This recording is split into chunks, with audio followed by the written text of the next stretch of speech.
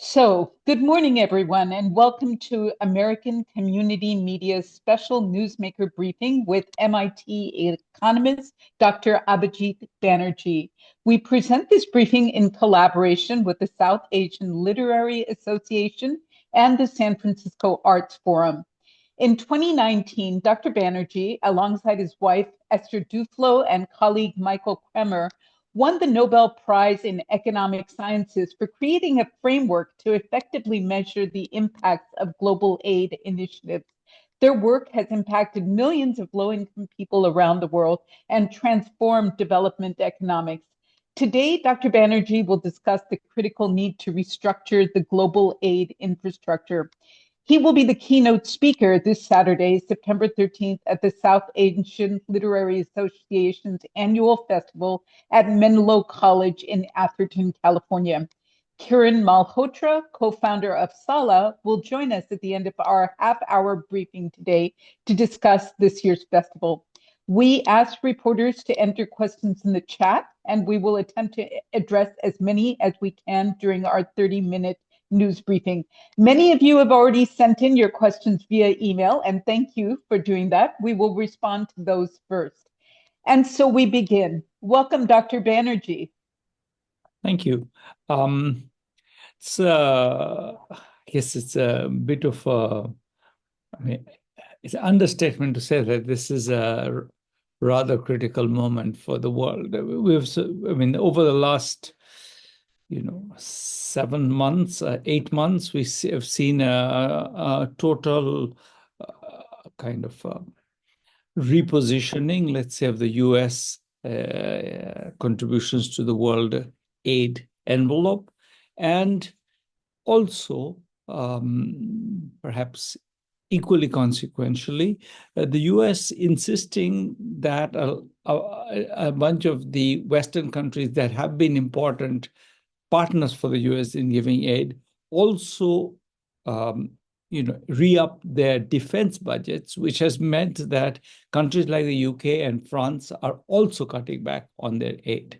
So there's a knock-on effect, as well as the original, the Mr. Musk's wood chipper effect on USAID.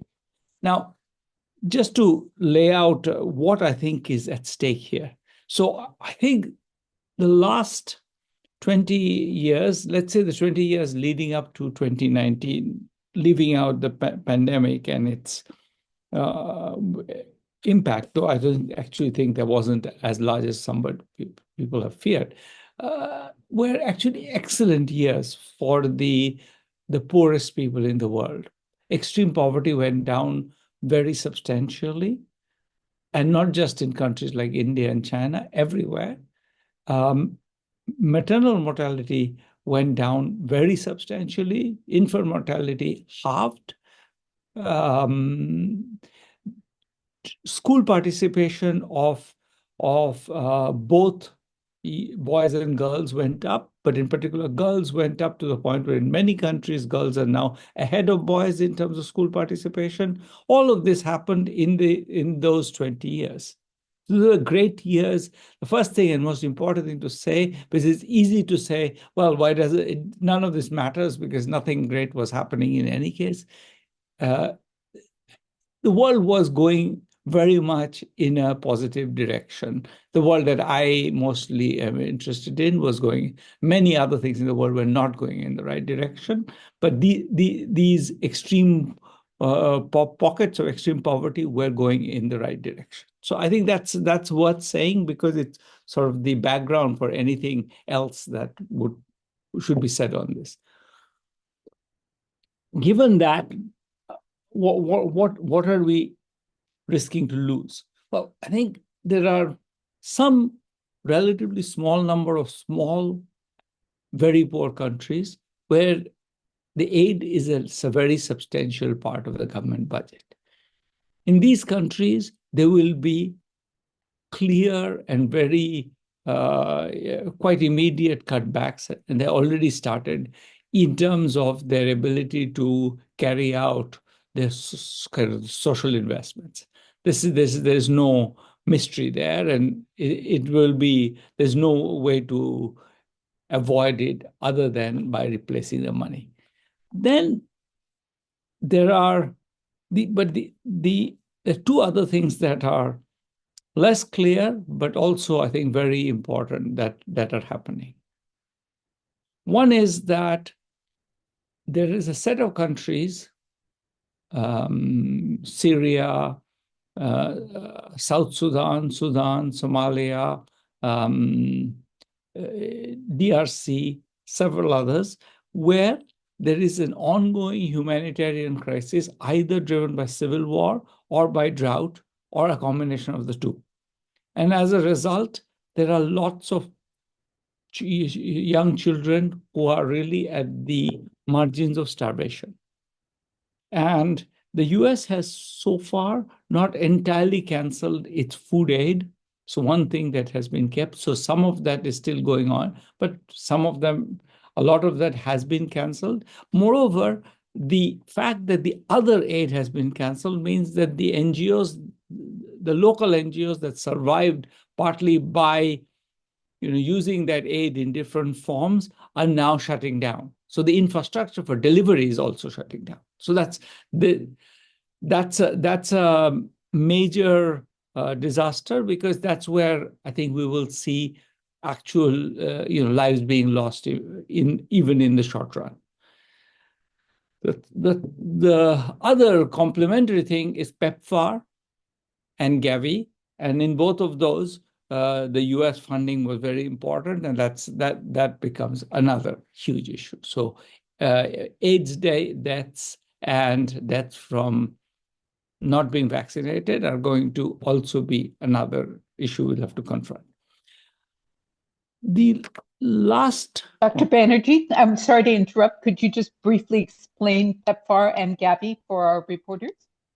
PEPFAR is the fund that pays for HIV treatment for HIV-infected people in the low-income countries. So it's a fund that was set up by the second Bush administration, and had bipartisan support in the US for a long time, and is now apparently that support is gone or is at least threatened. And Gavi is the global fund for funding vaccination all over the world. And there, the current administration doesn't even believe in vaccination for its own people. So we're not very optimistic. Then the other thing that's not emphasized, because again, it's easy to... I think there's a kind of a, USAID is kind of something that people often say, well, they're very inefficient. Were they doing anything useful? I can tell you parts of it that I know well. One is something called DIV, which is a Development Innovation Ventures, which is a piece that funds innovation on development issues. So both in the private sector, but also in the government, and they put them through the kind of the multi-layer testing that our work does, for example, but goes from stage 1 to stage 2 to stage 3, so that it's actually ready for use in a policy setting, and that has been shut down. The USAID research department has also been shut down, and that was also a fine research department. Dean Carlin, who's one of my PhD students, was the chief economist of the USAID. So it was a fine operation. Finally, of course, climate is now a dirty word in this country, and certainly there's not going to be any support for climate action across the world. So that's the shape of what we see. In my last couple of minutes, let me just say what I see as being I think the question is whether other people will step up. Right now, we are seeing a couple of countries stepping up a little bit, but they're small donors to start with. Norway and Spain are the two where they have actually increased their budgets, but it's not going to be easy unless the given the kind of clouds over the world economy because of the trade wars going on, it's not clear that any government will be brave enough to step forward. China has been involved in giving some quite targeted forms of aid to many countries. It might step up its game. I've always argued that India, as a middle-income country that wants influence in the world, shouldn't get involved in the, at least in the humanitarian crises, try to save lives. And I hope something like that happens. There are other middle-income countries like Brazil that are potentially willing to step up. So we see, but it doesn't. But the US is enormous, and it's hard to replace it. Now, that said, I said one last thing, which is that if you take 1% of the wealth of the top 3,000 people in the world, that's 140 billion, that'll certainly do a good job of replacing a lot of that's been lost. So we're really not talking about something that's impossible to do. It's a matter of having the will. Great presentation. Thank you so much, Dr. Banerjee. I have the prerogative of the first question. At the beginning of his administration, President Donald Trump halted $9 billion in funding for USAID programs around the world. He criticized the program for being riddled with, quote, waste, fraud, and abuse. How would you characterize the effectiveness of USAID?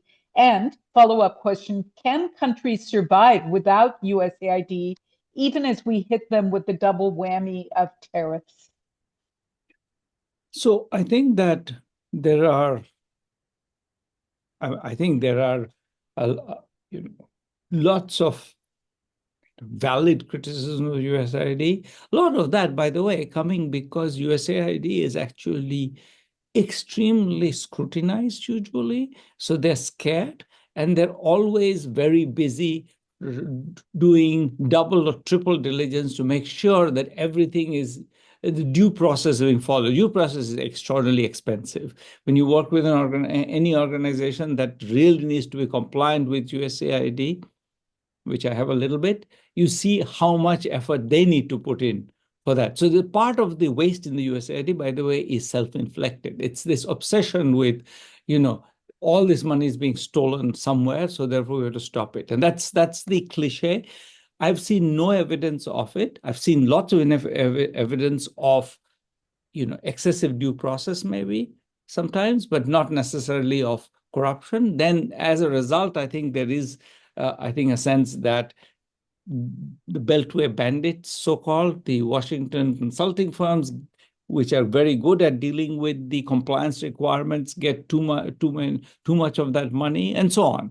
But I've always thought that was a bit of a self-inflicted problem. So I don't believe what President Trump said. I have seen no evidence of it. And I think Mr. Musk tried very hard to find evidence for it in the few weeks when he had full, and I didn't come up with any smoking gun. So I'm inclined to say that it's a made up story that unfortunately the media has always colluded with, or a large part of the media has always colluded with. So I do blame the media for it.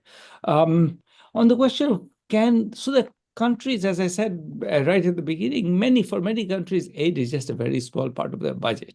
For India or Kenya or Nigeria, it's not going to be a big deal. Where will it be a big deal? It's going to be a big deal for countries like Lesotho, which also got a 39% tariff for reasons that I don't understand. But that's small, ultra-poor countries is where it's going to hurt. And that I think is worth keeping in mind, because if one has to target aid, I think there is something to be said for using that as a targeting rule. The next question comes from Lilia Galindo from the radio program Café con Leche. Lilia, please ask your question. Good morning. I would like to ask you, which diseases are more likely to threaten the health of the United States if global aid for prevention and treatment is not reestablished? I think the vaccines are the critical one for the United States. I think there's many diseases travel, and in particular, we were in a place where increasingly there was options on I think the malaria vaccine and the tuberculosis vaccine were both close enough to be usable, and those diseases would have become less prevalent, and that would have been good news for the US as well, because everything travels. Laszlo Bardis of America Nespata has the next question. Yes, thank you so much. The Trump administration cut funding from key programs helping the poor, the sick, and children. Can such gaps be replaced through community-based methods? And why haven't the risks and consequences reached people in a way that sparks global protest? It's a very good question. I don't know. I think part of it is that in the US, there's been this whole kind of the ideological basis for a lot of these things has been a narrative that the poor are lazy, undeserving, and that vaccines are poison. I mean, the right-wing ideological narrative is very powerful, and we see its effects when you see exactly what you're observing, which is that people aren't complaining so much. And Harshini Rajchandar from India Currents has the next question. Harshini?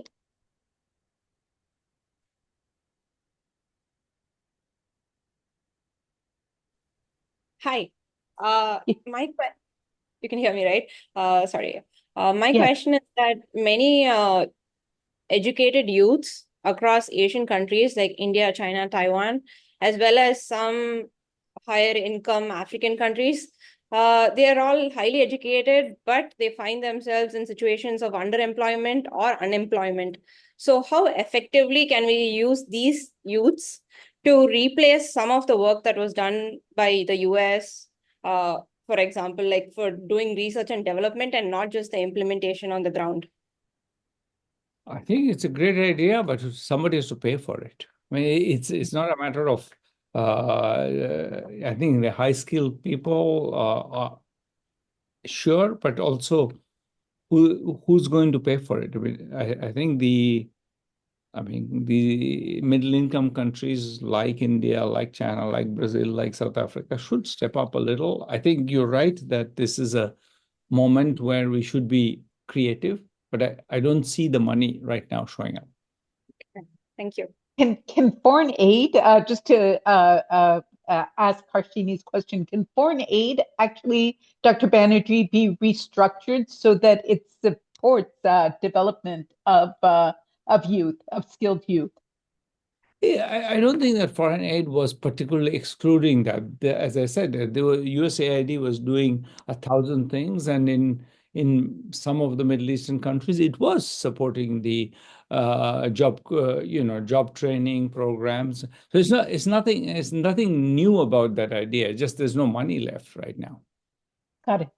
There are so many questions for you in the chat. Nestor Pantini has the first question from the chat. Nestor, could you identify your news organization? Yes, of course, HispanicLA.com. And of course, I mean, when we're discussing these issues, I mean, I think that Dr. Banerjee will agree that we need to include also the international financial institutions. And in taking that into account, my question, there are countries such as Argentina that are heavily dependent on the economic policies imposed by the International Monetary Fund. This often leads to an emphasis on macroeconomic results, while poverty reduction programs such as food subsidies are dismissed as liabilities that increase the fiscal deficit. What's your view of these policies? And more broadly, does the International Monetary Fund focus on macroeconomic outcomes, as in the Argentinian case, become an obstacle to achieving economic and social justice? Good question. I think that there is a long tradition of this, of course. And I think, if anything, to be fair, the IMF is much less insistent on a one-dimensional macro stability than it was when I was a student. It was in the 1980s, you might remember, there was a debt crisis and the IMF was extremely harsh. And it has moved, I would say, a substantial distance in my view, the right direction, which is that it has become less extremist on that position. Now, is it too extremist? And that depends a bit on the question of whether or not you think that these are very short-term actions which have, I think the IMF's view, which is that these are very short-term actions which stabilize the economy and then we can let go. The problem is that they are not very short-term. There are always a set of fights, and therefore they take longer and they do long-term damage. And I think what is, to be fair, I think the IMF is much more open to that criticism today than it was 40 years ago. Thank you. Pamela Ann Chung from Immigrant Magazine has the next question. Pamela. Yeah, sorry, I had to unmute myself. So, Dr. Banerjee, first of all, thank you so much for this presentation. I don't even know where to begin my question, but first, when I hear a lot of what people say on the ground, as far as aid to Africa is concerned, most people think that it has been used as a smokescreen for other activities from the West. But my question, though, is that oftentimes displaced people, refugees, and immigrants sometimes don't fit neatly into some of these national aid systems. How would you reimagine a program that would take into consideration these kinds of communities that often get left behind and in poverty? You know, I should say that again, without entirely, knowing the landscape, I think the USAID, it was a very big player in these populations that are cross-border between, Uganda and the Eastern DRC, between Rwanda and Eastern DRC. In these areas, the USAID was actually a big player. So it is not, with lots of displaced populations, think about all what's happening in many parts of the Sahara. The USAID was an important player in this. So it's not that this issue is new. It is something that I would say, I'm not sure how well or how thoroughly this was being dealt with, but it is an issue that was very much being tackled with US AID money to some extent. Thank you. Araceli Martinez from La Opinión has the next question. Hello, thank you, Sunita. And thank you for the opportunity. I would like to ask a question that maybe is in the minds of many. Is about, as you know, Doctor, we have a humanitarian crisis in Gaza. There is starvation and hunger.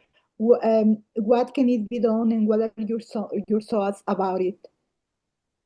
Look, Gaza is relatively small population, so the primary issue is always going to be a political one. You can kind of there are a range of as you know, positions on that, but it's not primarily it is a political problem. It's not a big population. It's not the size of Sudan or DRC. So we're not talking about a huge amount of money. We're talking about a huge amount of political will. Sadly. Interesting. Henrietta Burrows has the next question. Henrietta. Thanks, Sunita. Dr. Banerjee, the poverty rate in the US is increasing, and the economies in other Western countries are being challenged. And there are growing conservative movements in these countries. So how do you convince these countries that it's in their interest to commit billions from their own economies to help poor countries? I think that the American view, which I think is partly, as you say, being challenged by the conservative movement, was not a view from today, is that human being is a human being. And I don't think that, I still think many people believe that. I don't think, and many conservative Christians believe that. I don't think it is something that's so radical view. I think it has been, I think it's the more dangerous rhetoric has been that, well, it's hopeless because you can't really do anything about these people because of there's so much corruption. But in fact, that's why I started by saying the world has, even in these very poor countries, things have become much better for the poor. So I really think we need to keep telling that story, to say that there is much to be done, much can be done, much that has been done. I would not be, I mean, I feel like it's even, I'm known enough very conservative people who were nevertheless very committed to the fact that human lives are worth, a human life is worth a human life. I mean, I don't think that that's not an unknown view. I think therefore we need to keep saying that a lot has been done, a lot can be done. Thank you. We'll end with a question from Aitana Vargas, which seems like a shout out to media. She asked, Dr. Banerjee, what is the most pressing issue you believe U.S. media should currently prioritize when it comes to covering poverty? What are the most significant cracks do you think are undertold? Already answered that question several times. I'll say it one more time, which is that it is critical that the media tells a story of, I think, what has been mostly a quite successful project, that lots of extreme poverty has been reduced. Children are living longer now. Mothers are living longer now. Children are going to school. All of this success is almost never narrated. What is narrated is there is disaster, there is corruption, there is failure. And I think we need to, I mean, there is corruption, there is disaster, and there is failure. But I think we need to be even-handed and balanced when we talk about it. It's very costly to not do that. Thank you. Any last words from you before we move on to Kiran? No, thank you.